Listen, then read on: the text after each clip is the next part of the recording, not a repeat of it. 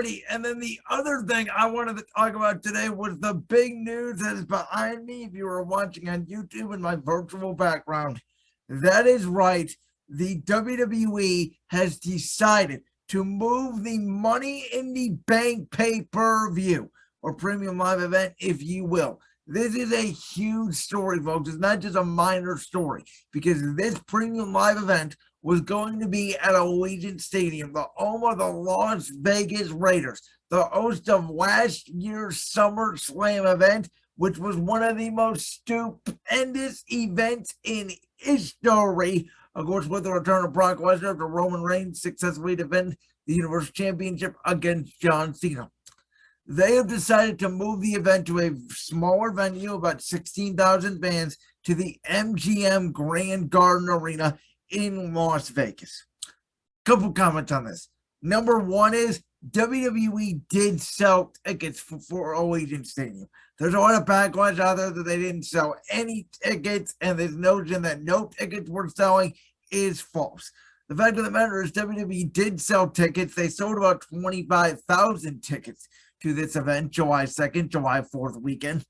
The problem here, I think, is two things, and I think it's twofold. Number one is it is a holiday weekend. Number two, there is a UFC event the same night at the T-Mobile Arena. We know how big the UFC is in Vegas. I think that played a factor in it as well. So they decided to scale it down, and now they're pretty much going to make Money in the Bank a B-level pay-per-view, not an A-level pay-per-view.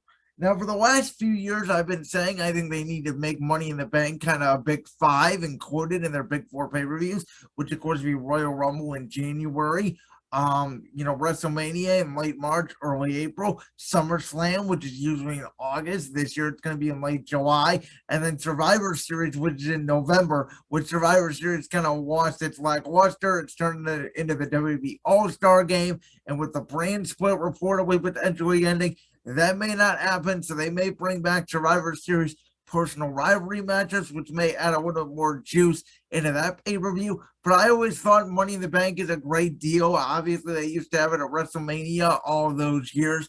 WrestleMania 21, 22, 23, 24, 25, and 26. That's about 6 WrestleManias. Then they decided to make it its own premium live event.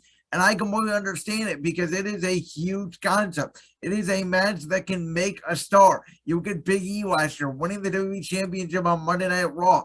A huge pop for that. Nikki A.S.H. the night after winning the Women's Raw Women's Championship was something unexpected. And I think it makes for great eventful television. And I think it makes for a great match. And I completely understand it's one of my favorite premium live events of the entire year. Problem is, though, it doesn't have the mainstream appeal that SummerSlam does, and WWE is trying to implement more stadium shows. Obviously, we got SummerSlam this year at Nissan Stadium in Nashville, Tennessee, which is a country boy. I'm really hoping the theme song is some country music song, and I think we're going to have a great time the last weekend of July in Nashville for SummerSlam. Then on September 3rd, it's the first UK pay-per-view in 30 years, which you know that show is going to be stacked, called Clash at the Castle. And then in October, and really now early November, they're going to have Crown Jewel in Saudi Arabia, and then you have Survivor Series 2 weeks later. So that is, again, SummerSlam, Clash at the Castle, Crown Jewel, 3 stadium shows in a row. Now, 2 of those are international, and then you got Survivor Series, which, as I mentioned, should be a big like pay-per-view. WWE certainly hasn't treated it like it the last couple of years, but it still has mainstream appeal. And so with those 4 events, it's going to be hard to book multiple main event star-studded matches back to back to back to back. And that's a challenge for any promotion, whether it's WWE, AEW, New Japan, TNA, MLW, whatever promotion you want to throw out there. That's a challenge. And so I think in a way this could be a benefit to WWE. I think it could be a blessing in disguise. I do think if you guys notice the poster behind me, my video background here, we got the Street Profits, we got the Miz, We got Cody Rhodes, Rhea Ripley, Bianca Belair, Riddle, Seth Rollins, Drew McIntyre. That is different from the post that they originally put out that obviously had Bobby Lashley, Ronda Rousey, Brock Lesnar, the Tribal Chief, Roman Reigns. And so with this report that Roman Reigns' schedule was a little bit more laid back, he's not going to be on TV every single week, much like Brock Lesnar. When he's in a feud, he will show up. When he's not, he will not show up, type of thing. I think in a way, this could be a blessing in disguise because I think WWE could save a major match for Reigns for SummerSlam. They could save Ronda Rousey for SummerSlam. They could save John Cena, Brock Lesnar, your big kind of part-time guns that they might have had on the books for this pay-per-view to make it as special as possible. I think it would have kind of ruined the stadium feel of SummerSlam because with so many stadium shows, it does feel a little bit overbearing at times. It definitely does feel less special. And I've always said if you're a beat reporter or something, for a local team, if you go to the ballpark every single day, going to the ballpark anymore is not an experience. It's just your job. And so it becomes less special. I think the same thing would occur with WWE. Now, again, I was excited for Allegiant Stadium. It's one of my favorite places in the world, Las Vegas, Nevada, Money in the Bank, one of my favorite premium live events of the entire year. So, for the record, I would have kept it there. I really think that, they would have sold about half the stadium in Allegiant Stadium.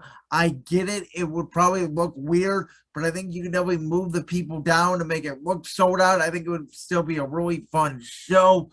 But nonetheless, I do think this change now, pretty much making Money in the Bank a B-level premium live event, with SummerSlam once again being the focus. I think SummerSlam gets a lot of major matches. I think they get matches added to the card that maybe would have been rematches from Money in the Bank or not as good of matches as Money in the Bank. And so I think this is a really good thing for WWE. Of course, if you're into that AEW type thing, Double or Nothing is tonight, and I hope that you guys enjoy that minor league show. I'm sitting over here watching the major leagues in World Wrestling Entertainment. I can't wait for July 2nd. Money in the Bank. We'll talk about Hell in a Cell. Obviously, that is next Sunday, so we will preview it on next week's podcast.